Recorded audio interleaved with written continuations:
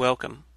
I'm Sebastian Mahfood, and you're listening to WCAT Radio, the on-air wing of En Route Books and Media, bringing you the dulcet sounds of Catholic wisdom. Welcome to the Catholic Mama, where you'll learn how to deepen and defend your faith, find comfort as we share the vocation of parenthood, and learn how to raise your children confidently Catholic. I'm your host, Christine Mooney-Flynn. Let's get started. Hello and welcome back to the Catholic Mama. I'm your host, Christine Mooney-Flynn. Thank you so much for joining us today. And today I actually have a very special guest that I'm excited to have on. It's Mary Haseltine. She is a Catholic, of course. She is an author. Made for This, The Catholic Mom's Guide to Birth is her latest, a mom of many children, and doula, pregnancy advocate, everything, right? Hi, Mary. Thank you. Hi, how are you? I'm good. Thank you so much for coming on. This is going to be a lot of fun. Yeah, I'm excited to be here. Thank you. Even though we were just talking about this and we're both sleep deprived because of pesky babies, but oh my goodness, seriously, it's ridiculous. But I'm going to try to make sense and be eloquent today. I've had more coffee than I'm used to, so maybe between the two of us we'll make something work. I hope so. So I actually, my sister-in-law is expecting her first in February, and her and my brother, I think my brother, like when he was in the military, would put Roman Catholic on his dog tags, but it didn't really mean anything for him. But he's not really religious. She's not really either. And when I saw your book, she mentioned something. So I was like, I'll just give her some resources. And I saw your book and I was like, that's it. Because she's really nervous about all of this. I just read Theology of the Body. And I put this very Catholic book in with, the Dr. Sears baby book, which is awesome to see that he did the forward for yours, and some other more just typical baby resources, I guess. But I've been reading through the book, and I gotta say, it's on my Kindle. I gave her the hard copy, and I've been reading it, the other one on Kindle, and I've been highlighting so much of it. Oh, that's awesome. What made you think that this was the book that you wanted to write now? Well, I never wanted to write a book. First of all, that was never on the radar ever for me. But God made it pretty clear that that's what He wanted me to do. That's a whole story unto itself. But yeah, it was never something I ever planned on doing it. But I always, ever since having my first baby, I always wanted someone else to write a book about it, because I had. After having him, I had such a profound awareness of how our Catholic faith plays into childbirth and the actual experience of birth itself, the physicality of birth, and linking that with the understanding of the theology of the body. It was just mind blowing to me. I felt changed after that birth, and I think every woman does, Catholic or not. You change when you become a mother, and but seeing that through the lens of a Catholic worldview was just astonishing to me. And I looked, and there were no other books like that out there, just even talking about this beautiful union between our Catholic faith and the experience of childbirth and the understanding of our bodies. And I wanted there to be one. So the idea was presented to me, and God made it clear that I was supposed to be the one writing it, I guess, for some reason. And I kind of was kicking and screaming about it, but through the Holy Spirit, it happened. Yeah. I'm sure with all the babies that you have so much time.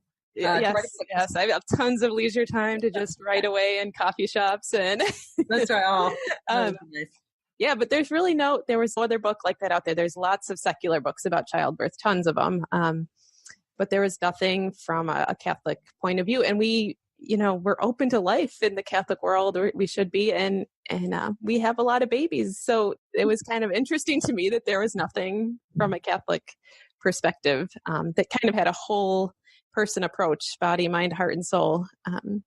So I hope that this kind of filled a void that was out there. Well, it's certainly, I thought it was funny because I was reading the book and you describe the different stages of labor, and I could feel, I was going back to the delivery room. I was like, oh my God. But then, I really appreciated how just confidently Catholic this whole book is written, even small things that in a secular more secular book about birth, you might talk about the woman and her partner or something, small verbiage like that, where this is a man and a woman, a husband and wife. And I just really appreciated how just confident this isn't something to apologize for or hide, Catholicism away under some other words.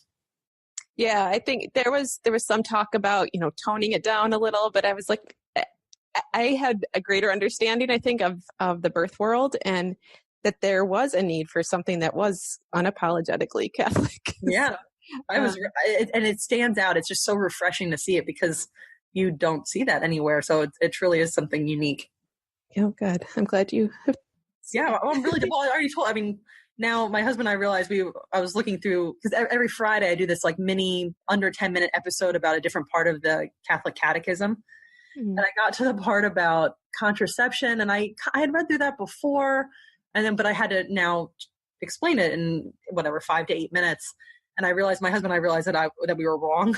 And so now, when I first started reading this book, even just a couple weeks ago, I started reading it.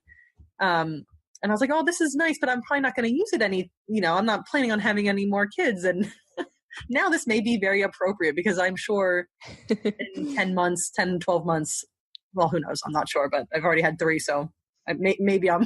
We'll see what God has planned for it. Who knows? Hopefully just one at a time. Yeah, I hope, it is unapologetically Catholic, like I said, but I hope I did an okay job of not forcing it down people's throats and being, just presenting it in an invitatory way, an invitation. Is that the word? Just inviting people to consider birth from a Catholic perspective. Yeah, I got to say, I've given away breastfeeding books to other new moms, and every time I've given away this one particular book, I have to be like, look, it's a little militant. Ignore that part. The actual part about breastfeeding is really good. Just ignore the other dogma stuff. But I guess giving the book to I gave the book to my sister-in-law, and I don't feel like I need to. Of course, I'm all about evangelizing this stuff now anyway. But I don't feel like I had to apologize for it in any way or be like, hey, because it does make it seem, and it is, but it does bring forth how beautiful and natural and divine this all is. Yeah, thank you. So well done. Thank you.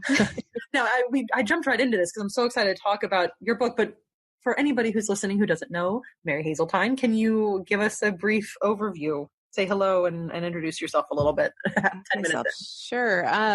So I am. I've been a doula for about 7 years. I have a theology degree. I've been writing for about the same amount of time. I've started with blogging, and then it eventually morphed into this book. But beyond all that, I am a wife of 16 years, and we have 6 kiddos and 1 baby in heaven. And they're all boys. All the 6 are boys, and so it's very loud around here. And they range. Pretty quiet right now. Oh my gosh, I'm hiding. Okay. The baby's hopefully sleeping, and the others are downstairs, and I'm hiding in the bedroom. So. That's all right. I've locked my bedroom door and put the baby gate up on the top of the stairs so nobody really couldn't come and get me. I do have a teenager now, so he's pretty helpful with kind of most of the time keeping things under control when I need to step out for things like this. But yeah, so I have a passion for birth ever since kind of after my first was born. That kind of planted the seed, and then after my third was born was when I kind of really it just lit a fire in me to become a doula. And kind of I was hearing stories from friends and acquaintances about kind of their birth horror stories and what they were going through and how they were experiencing birth, and it just kind of saddened me about how they weren't given choices about things and how they were just hated their births, basically. And so that kind of prompted me to start researching and looking into becoming a doula. So I certified as a doula, and it's a passion of mine to just help women have better births, and now in the writing world, trying to kind of advocate for women at childbirth in the Catholic world as well. Can you, for anybody who's not familiar with what a doula is, can you explain that? So a doula is a a woman hired by a mother. She's a professional birth worker. She's not a medical professional, but there are two types of doulas. There's several types, but there's mainly birth doulas, and then there's postpartum doulas. I am a birth doula, so I accompany women into their labor and their birth, and I give them. We meet beforehand, and we go over just the type of birth that she's hoping to have and how I can support her and help her make any birth plan decisions that she needs to make. So we have a few prenatal meetings, and then I am with her during labor and birth and up till about an hour or two afterwards. And I'm there for emotional support, physical support, informational support, helping her have her voice heard in the birth room if it's a hospital setting, but also just there for helping the birth go the way that she wants it to, and just providing a lot of pain relief options, and just being that emotional and spiritual sometimes and physical support for her to help her have her baby. And then we meet again after to process the birth. And so like I said, we're non-medical professionals. We don't do any medical tests or exams or anything like that. And we're hired directly by the woman so that we can work solely for her outside of any other interests. But then there's other types of doulas, postpartum doulas, help with the postpartum time and help with the newborn care, but I mainly do births. Okay. Do you think that since you're a doula, do you feel like you're capable enough to, like for the other births that you've gone through since becoming a certified doula, have you hired another one, or does it all work on yourself pretty well? I'm not sure I understand. Oh, sorry. Did you hire? Sorry. Sleep deprivation. It's okay. It's okay. Did you hire a doula for yourself in the subsequent births after you became certified, or do you feel like all the training that you got through your own education has helped you with your own births? I did have a doula for one. After that, a friend of mine who's also a doula, one of my best friends, she came and helped me out, and that was wonderful because I didn't have one for the first 3 births. But having her there was really great. My husband is also awesome. I think husbands can be an amazing support in the birth room, and he's great about it. And my midwives have been awesome as well and very supportive. But there's something unique about having another woman there who's just there for you and who's gone through it herself, and who can be another set of hands, because sometimes, I've got, as a doula myself, I've got, I'm doing one thing and the husband's doing another thing, and we're tag teaming, and we're both helping the mom in different ways. So it's kind of nice to have a woman's support person outside of your husband. But yeah, so I've also used a doula for a couple of my births as well. That's cool. I never really thought about it before, I guess. I actually didn't really understand a doula to me. And, I'm glad you put this in the book, that it comes from a Greek word. To me, from my understanding of it, was more like a spiritual, like new agey thing. I had no idea. So yeah. I should say that for I should have started with that. But yeah, the doula comes from the Greek word meaning female servant. So I just love that, because in another translation is handmaiden. So it's so biblical sounding, so scriptural sounding to me. About and some people think that Mary offered herself as a sort of doula like servant for Elizabeth when she went to visit her. Just that kind of feminine female support that all women had, for centuries and for so many cultures.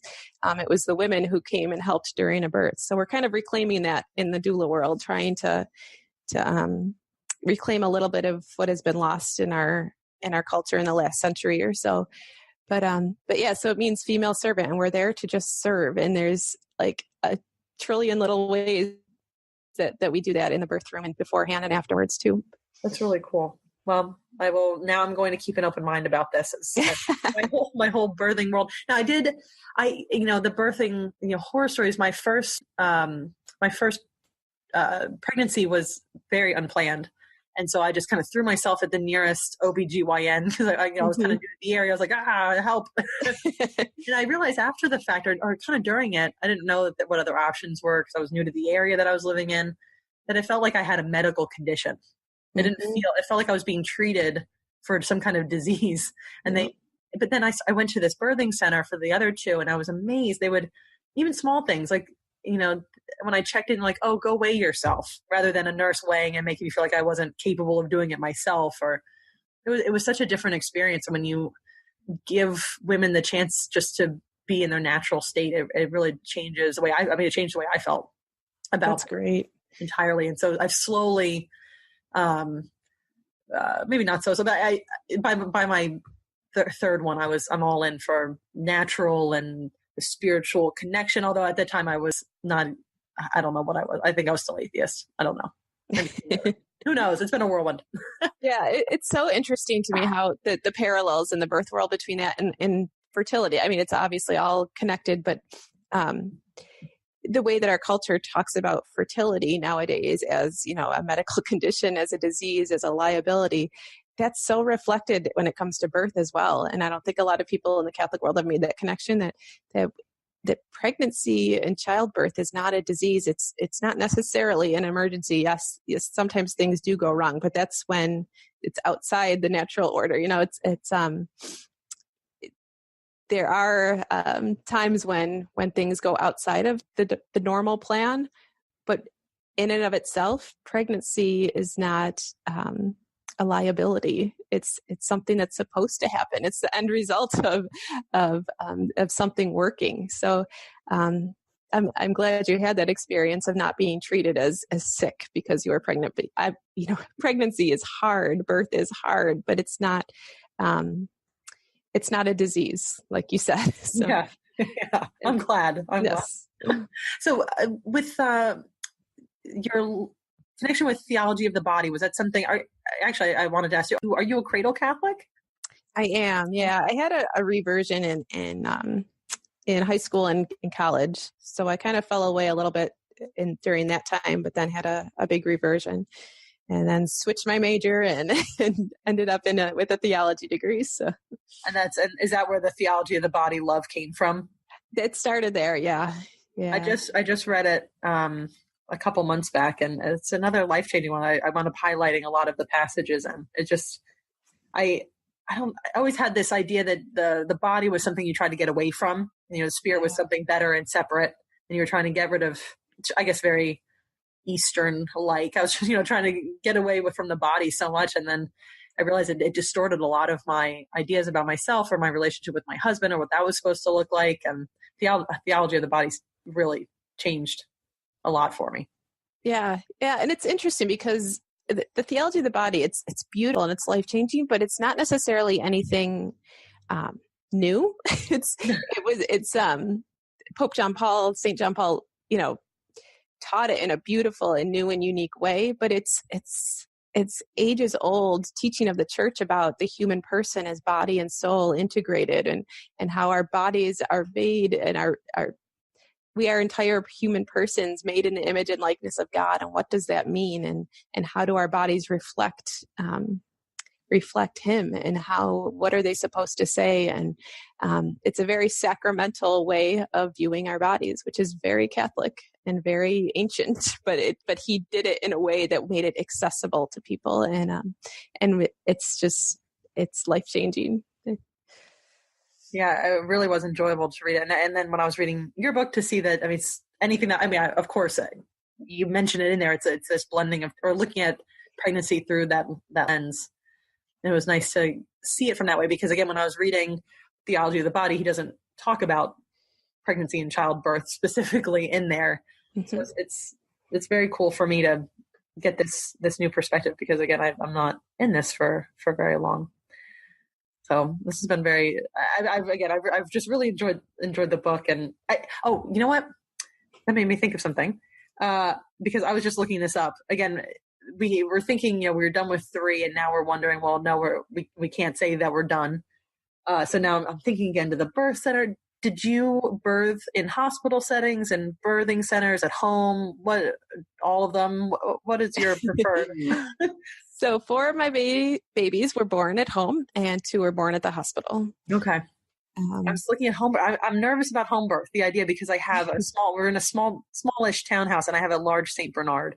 I can't imagine relaxed after birth with all that fur and St. Bernard drool around. Yeah, I would never say that home birth is for everyone by any means, but it's definitely, I think, and the statistics show and the research shows that it can be a viable option for many women, and it has been for me. And it's been a wonderful experience. My hospital births weren't awful by any means, but yeah, I like home. But yeah, there's definitely times when a hospital birth makes sense or a birth center. I didn't have that option with my other births, but yeah, with the birth center that I have access to, it's about 45 minutes away.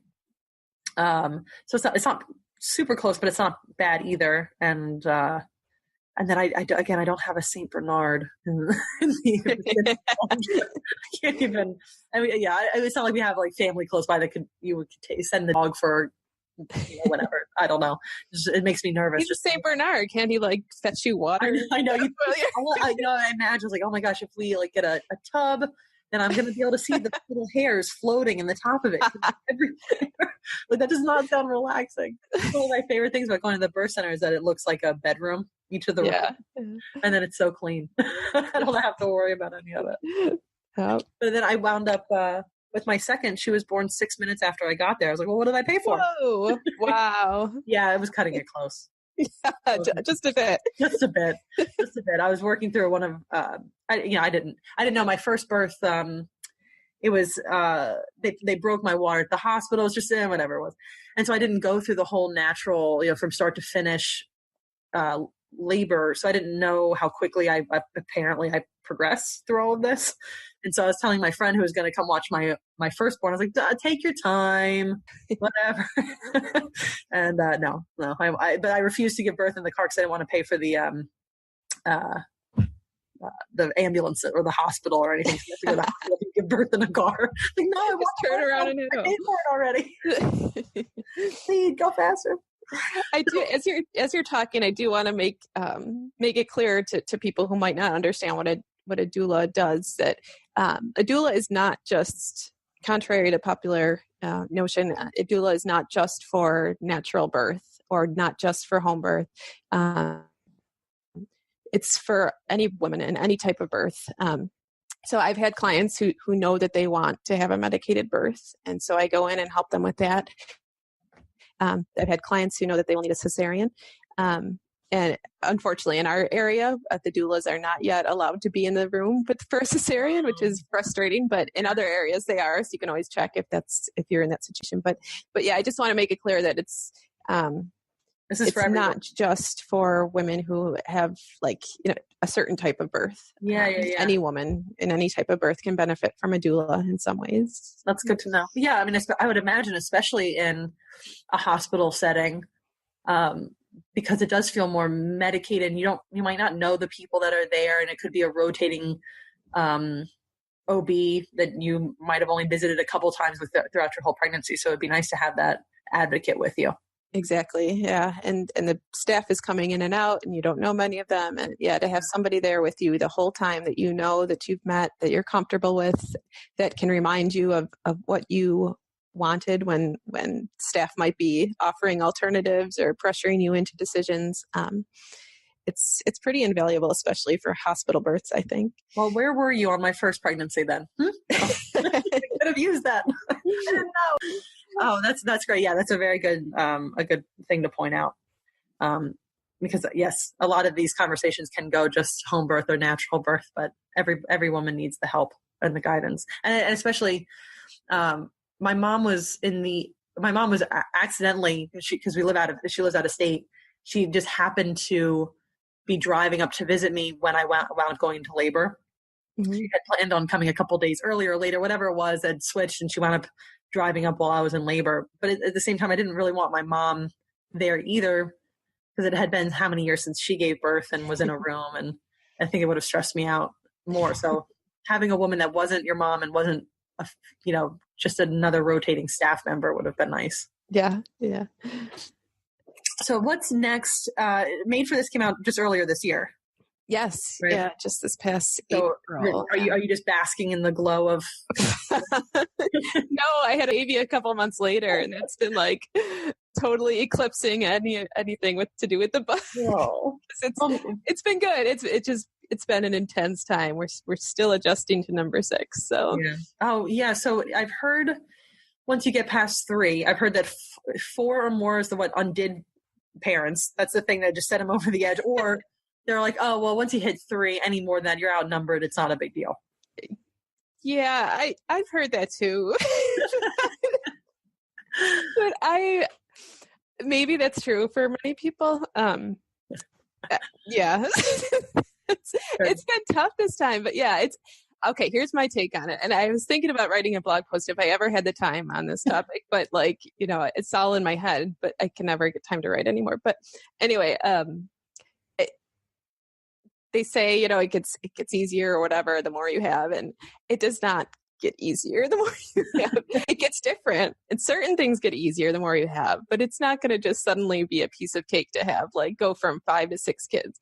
You're used to it, but there are definitely new challenges that come up, and especially as your kids get older, there are new challenges, and you're stretched in different ways. So it doesn't get easier, it gets different. Okay, so the challenges may shift.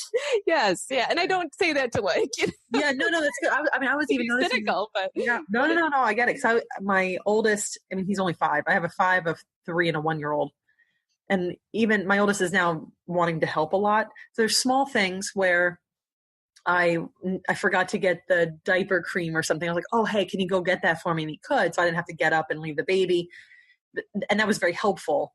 And it made it easier in a way, but that didn't override all the difficulties it is just to have, multiple children. Yeah, and certain things definitely get easier. I mean, having my first baby, that was crazy hard, like life-changing. Your whole lifestyle has to change. So for a lot of people... Isn't it cute? Isn't it cute? How hard it was?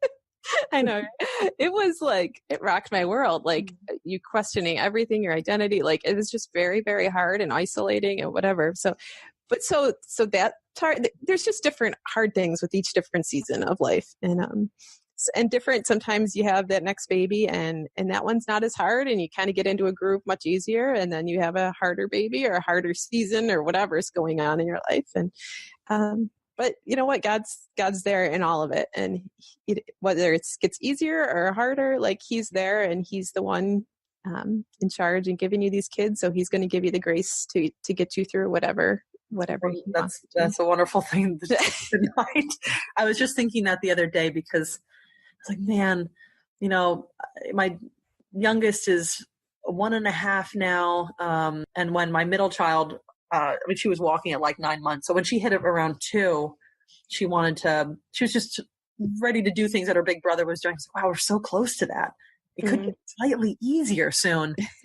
And then I was imagining, possibly having free time. I don't know where this is a cute idea, but free time and all this stuff. And then again, I started reading more in the catechism. I was like, oh, well, that is different. But it also changes the way I've looked at the purpose of life anyway. I have half as many kids as you have, but for me, when I first had my son, I was counting to the time when he would be 18 or 21. And then I was like, okay, I'm only going to be that old. That's plenty of time left, because in my head, there's nothing else past this life at that point. We just turned to, I don't know, dust or whatever. It's very, very hopeful. What a way to live.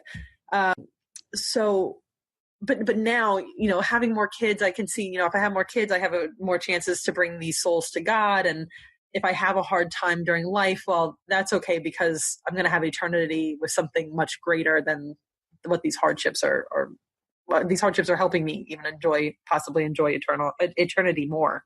Yeah. So that's what I'm going to keep telling myself in case I get pregnant. But yeah, and it's all the suffering, and if you want to even call it suffering, but just the hardships of life, they all have a purpose when you have a Christian worldview, because we know that that's what Christ promised. He didn't promise an easy road. He he asked us to take up our cross, whatever that looks like in our specific situation. But yeah, and we can relate that even back to birth. I mean, look at how hard birth is, but it's worth it. And it's pain and it's suffering, but with a purpose. And that's how we can kind of approach all of that in life. Yeah, it's good. That's awesome. Because I remember hearing it was a transformational pain or transitional pain, whatever it is. And giving birth, it's not like when you break your arm, and that just hurts because you hurt yourself. The pain that you feel in childbirth it's purposeful. Yeah, it brings you. Yeah, and actually, again, I was nursing my youngest to sleep, and I was reading the descriptions of different parts of labor. Man, you brought me right back. I was like, oh, it's not that bad. And once you're in it, it's not that bad. When you feel like you can't do it anymore, that means that you don't usually have to. Yeah. Yep. So now I'm psyching myself out. Really what I'm like, well, just in case, now that everything's changed and what, natural family planning, all this, now I gotta psych myself up just in case. This is great timing. You can call me for a pep talk if and when you need it. Oh man, I wouldn't mind it, but it's amazing how, and I'm sure if I had my mom or anybody else who's been out of the birthing game for a long time read that stuff still sticks with you. Oh yeah. I would probably watch a movie and somebody's giving birth. I could probably feel those things still. It's amazing, the stuff. It does change you, and it really, just like the baby's cells stay in your body. I mean, all this stuff just stays with you so closely. Yeah. It's interesting because there are some people, and each birth has been different for me. So it's some like the pain afterwards, it's kind of very raw right at the beginning, right? Like right after you have the baby, it's raw for a few weeks, and then it kind of gently kind of sort of fades a bit. Some it stays for a long time, but I think the experience that a woman has in her birth, whether she was, afraid, whether she felt empowered, whether she felt valued, whether she was listened to or not, or whether it was a traumatic experience, that all does stay with a woman for the rest of her life. I've been talking with women who like their babies quote unquote are 40, 50 years old now. These are older women, and they remember what birth was like, it for good or for bad. If it was a bad experience or a good experience, they remember like and how it changed them as a mother, and whether it empowered them or not. So I think that's really important to realize that these experiences matter, and that birth does matter. And it's not just about getting through it. It's not just about, as long as your baby's healthy, if your baby is healthy, and it doesn't matter what you go through. This stuff does matter. It matters what the woman goes through. It matters what the baby goes through. It's not just an ends. Exactly. Exactly. Well, that's very, the idea that this is all purposeful, it's beautiful, it's part of God's divine plan for us makes it so much more easy to accept. This isn't hard. Once you're reading all this stuff, it's almost like a sigh of relief, like, oh, okay, I can do this. You're made for this. Yeah, there you go. we'll just ease that right in. Yeah. So, I just want to say, as we wrap up here, I'm enjoying the book. I'm about halfway through, and I've been highlighting so much of it, which is awesome. So I'm so glad to hear that. It, honestly, like writing a book it's been one of the absolute scariest and hardest things I've ever done. Yeah. Yourself out there and on a topic that is like totally sensitive and controversial and can totally tick people off. It was terrifying to put this stuff out there. So when I hear people back, it's great. Yeah. Well, I read something a lot. I can't remember what it was like. If you're scared to write something, then you probably should write it. Right? That means that it's worth writing about. Yeah, that's probably true. So yeah, no, this is, God forbid that you value life in the secular society that we live in. I mean, I even tried. I tried sponsoring one of my Instagram posts, and it had the hashtag pro-life, and it was rejected because of that. Oh boy. For, I guess, being controversial. Oh my goodness. So we can't even. No controversy allowed.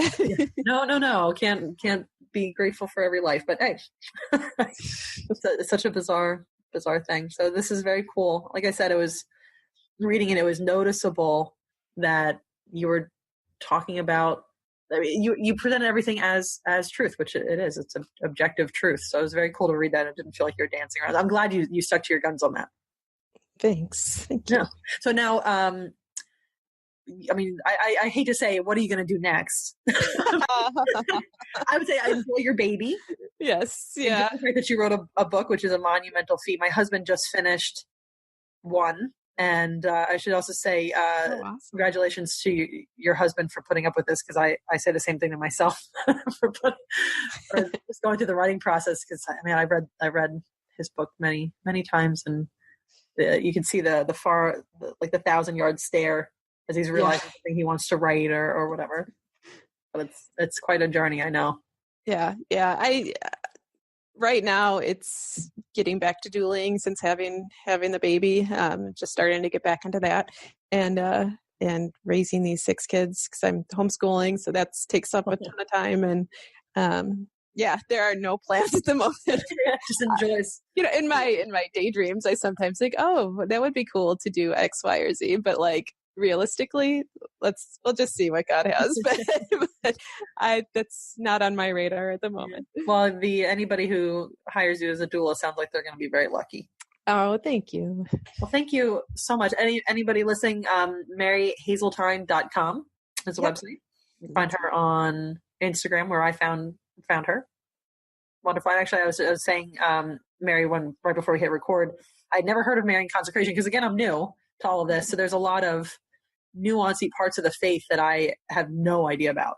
And you had mentioned something about Marian consecration. I'm like, oh, what is this? And I found it, and I read St. Louis de Montfort's True Devotion to Mary, and I did all the prayers, and it was amazing. But I would not have known about it if I hadn't followed you on Instagram. So thank you. So cool. See, social media can be good, right? It can. I was just thinking about that the other day, that it could go either way. It can either pull people apart or bring them together. And totally. At least as far as Catholic women on Instagram, it's been very helpful.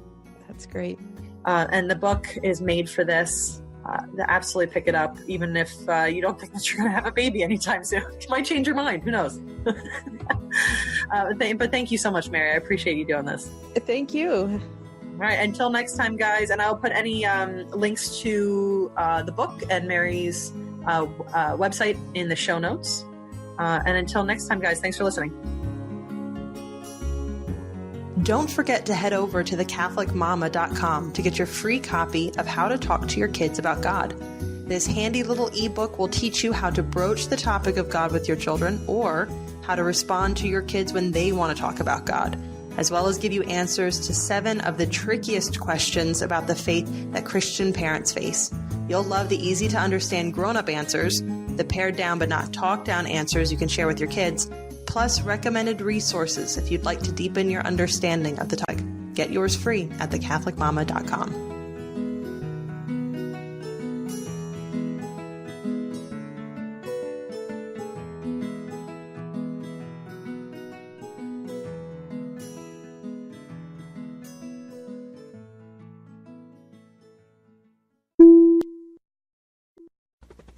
We hope you enjoyed the program and will join us back for another show on WCAT Radio. This is Sebastian Mahfood. Good day.